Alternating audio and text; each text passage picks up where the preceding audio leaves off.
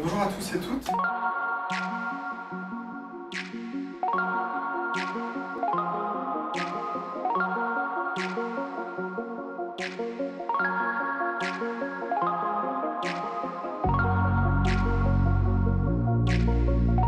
Alors je m'appelle Alexandre Seurat, j'ai publié 4 romans depuis 2015 en fait, dont le premier s'appelait La Maladroite. Mais en réalité, je suis entré en littérature bien avant, puisque j'écrivais depuis que j'ai 20 ans, donc depuis les années 2000, et j'ai mis 15 ans à publier, donc mon entrée en littérature, elle est assez ancienne en fait. Voilà. Et puis les livres que je fais, alors c'est souvent des livres qui partent du réel, en particulier La Maladroite par exemple, partait d'un fait divers que j'avais découvert dans la presse et que j'essayais un petit peu de décrypter à travers le fait de donner la parole à différents personnages qui avaient tourné autour d'une petite fille qui avait été maltraitée. Donc voilà, c'est un roman plutôt ancré sur le réel.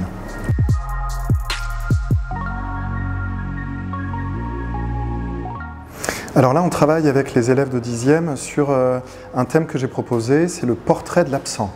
Donc l'idée, c'est de leur faire choisir une personne qu'ils ont en tête, une personne absente. Ça peut dire beaucoup de choses, absente. Ça peut être quelqu'un qui est décédé, ça peut être l'expérience du deuil, l'expérience de la séparation amoureuse, l'expérience simplement de l'éloignement après un déménagement, après peut-être un simple éloignement avec un ami.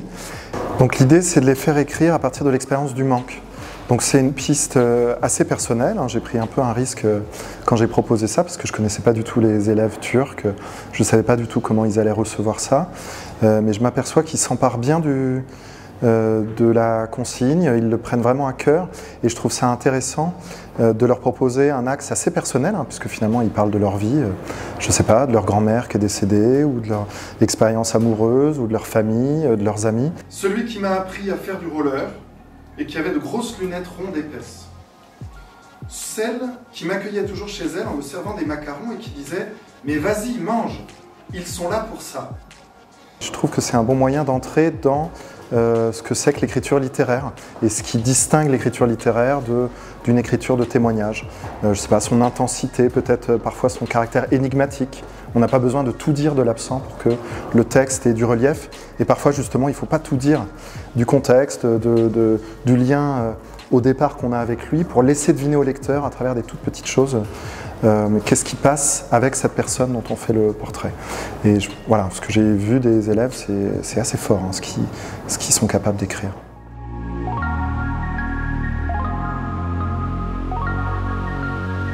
Alors, je trouve qu'un projet comme ça, c'est très intéressant dans l'apprentissage d'une langue étrangère. Moi, je ne suis pas prof de FLE du tout, même si je suis enseignant par ailleurs, mais je m'aperçois qu'ils s'emparent de la consigne, qu'ils prennent très à cœur l'écriture parce que justement c'est un sujet personnel et du coup ils vont s'efforcer d'être fidèles à la personne qu'ils ont choisie pour retranscrire leurs émotions de la manière la plus juste possible.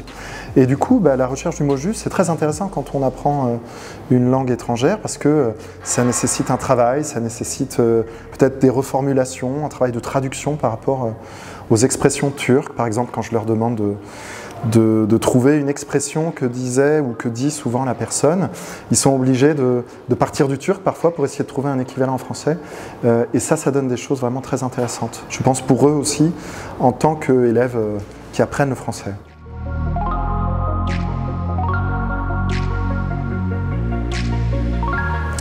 Alors 3 adjectifs, ça pourrait être le premier, bon il est peut-être un peu banal mais enrichissant, parce que j'ai l'impression de découvrir un autre monde, une autre manière de penser. Je m'imprègne vraiment de la culture que les élèves manifestent. Je suis immergé dans le lycée, donc ça c'est aussi une expérience très riche pour découvrir voilà, comment fonctionne un lycée francophone à l'étranger. Et c'est vraiment très riche pour moi comme expérience, donc enrichissant. Le deuxième adjectif, ça pourrait être intense. Justement parce que c'est très dense, l'atelier d'écriture en tout cas est ramené sur une semaine. Je vois beaucoup les élèves, je vois 120 élèves. Les périodes sont très courtes puisque c'est 40 minutes d'écriture, très intense avec une consigne chaque jour. Et ce qui sort est souvent très, très riche personnellement pour les élèves. Et moi j'essaie d'être à l'écoute de tout, donc j'ai l'impression que c'est un rythme très soutenu, une plongée vraiment la vie du lycée, dans l'expérience de ces jeunes. Donc intense. Et le troisième adjectif, je pourrais dire dépaysant, parce qu'il n'y a pas que l'expérience du lycée, il y a aussi le fait d'être à Istanbul. J'étais déjà venu il y a 20 ans, mais je pense que c'est une ville qui a beaucoup changé. C'est une ville, je vais dire des banalités probablement, mais à cheval entre l'Occident et l'Orient. Je m'immerge parfois dans la ville le soir quand je sors et j'ai vraiment l'impression d'être emmené ailleurs. Je note beaucoup d'impressions dans mon carnet et c'est très riche pour moi d'être complètement décentré de mes habitudes, de mon environnement et de me confronter comme ça à une autre vie, à un autre rythme.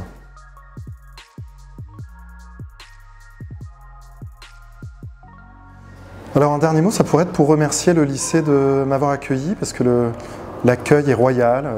Voilà, je suis dans un appartement sur le lycée, à la fois très indépendant et puis vraiment immergé dans le lycée.